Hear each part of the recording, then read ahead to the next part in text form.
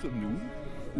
Et nous sommes au salon donc, du livre rare et l'objet d'art.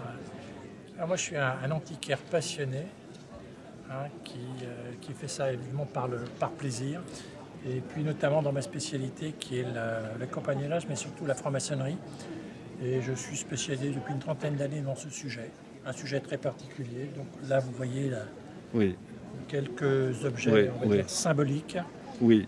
avec ici vous avez quelques objets usuels, des tabatières, une pendulette de voyage, des montres de gousset qui sont au fond, dont une en forme de tablier, une pièce unique qui est une chaussure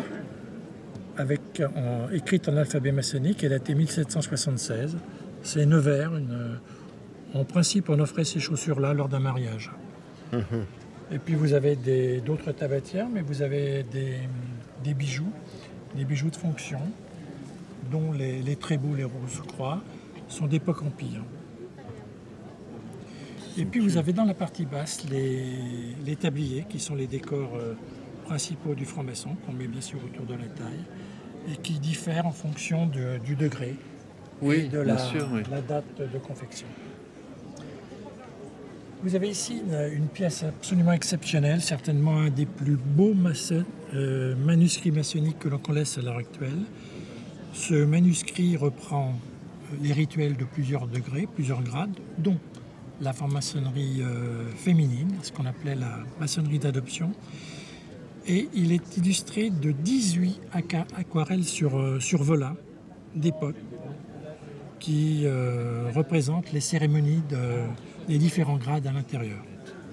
Et de l'autre côté, vous avez aussi une pièce très intéressante composée de dessins avec des angelots. Il y a 90 dessins à l'intérieur. Il est de l'époque 1780, 18e siècle.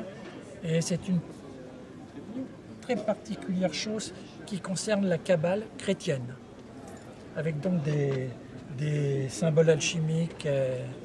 C'est très très étonnant. La pièce fabuleuse, cordon maçonnique du maréchal Ney, 1811, duc d'Eschingen.